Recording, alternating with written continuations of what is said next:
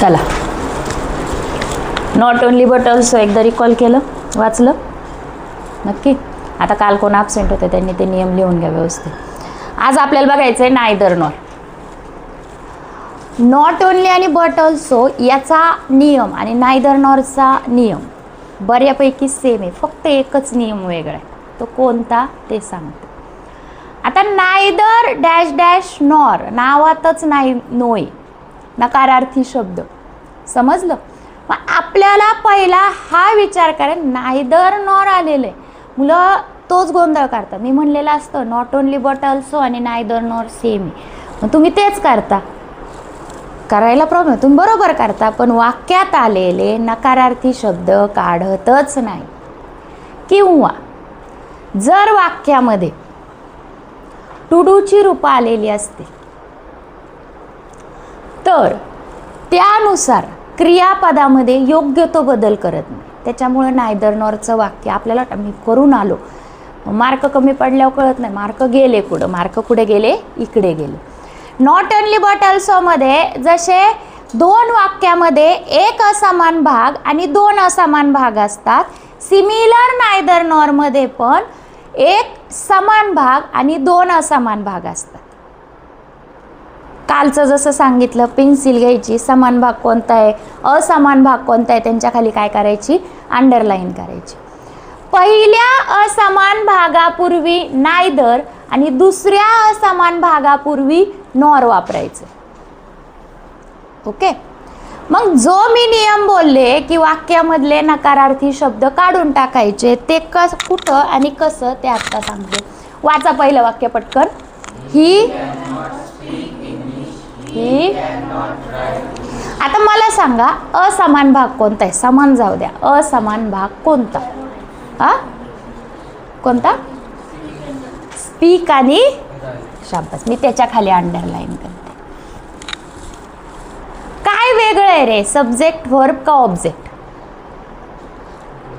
काय आहे, व्हर्ब, बरोबर, ठीक आहे. मग वाक्यरचनेत बदल करायचा आहे का, आपल्याला नॉट वापरायचा नाहीये. जर वाक्यामध्ये क्रियापदाची सहाय्यकारी रूपं आलेली असतील, कोणकोणती, am, is, was, have, has, had, will, shall, would, should, can, could, may, might, must, ही आलेली असतील तर काहीच बदल करायचा नाही, फक्त नॉट काढून टाकायचं आहे. पण डू, डज, डीड आठवतंय का, ॲड अ क्वेश्चन टॅगमधलं, ते जर आलेलं असेल तर डू, डज, डीड काढून टाकायचे आणि क्रियापदामध्ये योग्य तो बदल करायचा आहे. डू असेल तर V1, डज असेल तर क्रियापदाला यस किंवा यस आणि डीड असेल तर, ठीक आहे. आता इथे काही बदल करायची गरज आहे का, आता जो समान भाग आहे तो मी एकदाच लिहायला सांगितलाय. कोणता समान भाग आहे, ही कॅन, नॉट लिहायचं आहे का, नाही. मग इथं काय आलं, ही कॅन. आता नायदर, पहिल्या समान भागापूर्वी नायदर, स्पीक, बरोबर, इंग्लिश सेम आहे, ते काय आहे, ऑब्जेक्ट आहे, ते वाक्याच्या लास्टलाच राहणार. नायदर स्पीक, पुढे नॉर राईट इंग्लिश. केली कंबाईन दोन्ही वाक्य, वाक्याचा अर्थ बदललाय का, नाही. समजलं, म्हणजे त्याला इंग्लिश पण बोलता येत नाही आणि इंग्लिश लिहिता पण येत नाही. जर तुम्ही नॉट काढला नाही तर नकारार्थी शब्द वाक्यात सलग दोन होणार, नॉट, नायदर, आणि मग वाक्य चुकणार. कळलं. वाचा पुढचं वाक्य. Am did not pass the test. सांगा काय असमान आहे, सॅम आणि राम. आलं.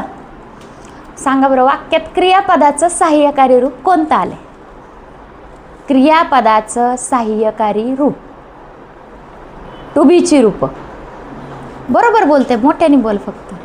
काय आलंय, डीड. शाबास आकाश. काय आलंय, डीड आले. आणि मग मी डू, डज, डीड आल्यावर क्रियापदामध्ये काय करायला लावलाय, बदल करायला लावलाय.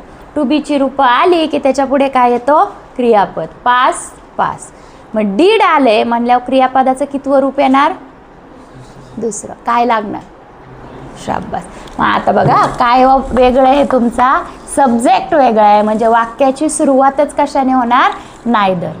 बोला नायदर सॅम नॉर पुढे राम. आता डीड लिहायचंय का डीड लिहायचं का डीड काय करायचंय काढून टाकायचंय आणि त्याच्या जागी क्रियापदाचं दुसरं रूप पास द टेस्ट लास्टला फुल स्टॉप झालं. पुढचं वाक्य वाचा. माय पेन इज नॉट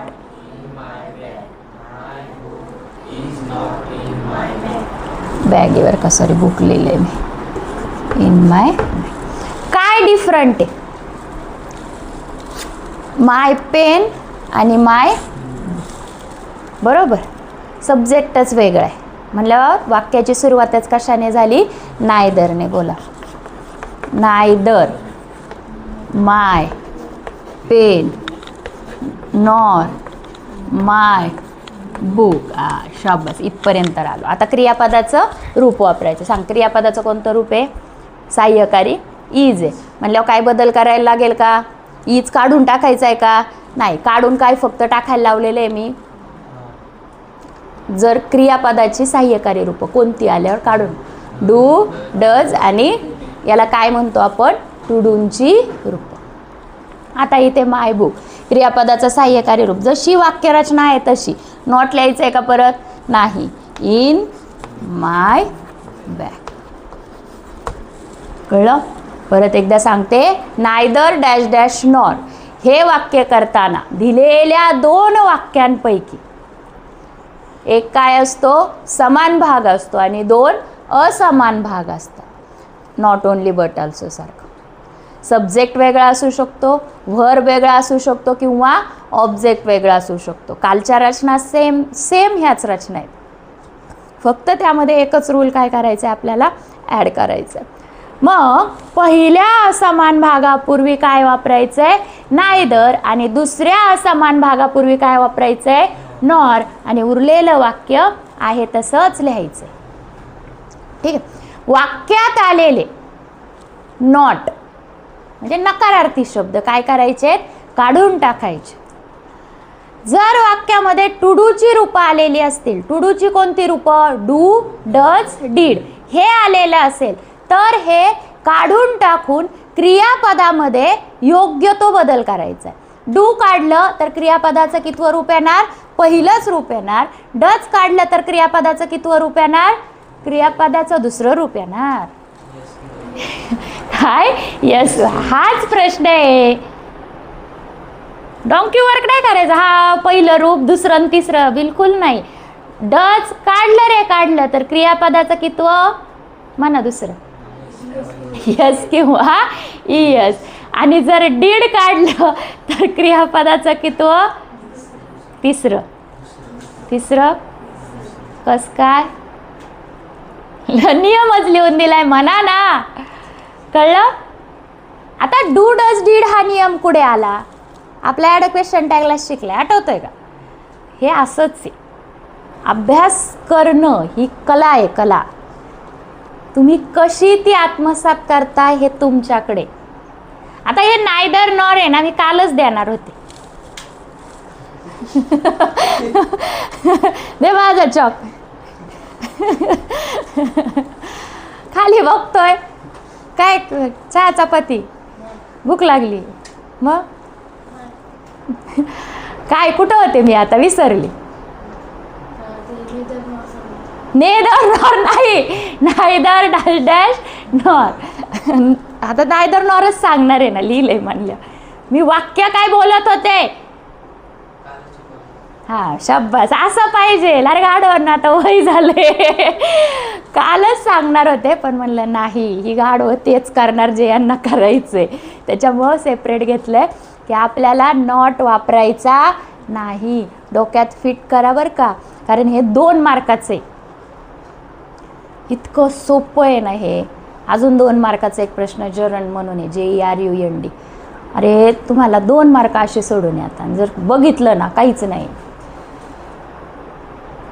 त्यासाठी अभ्यास करताना फक्त त्या स्पेसिफिक दिवसापुरता किंवा ह्या आत्ताच्या 1-2 तासापुरता नाही करायचा.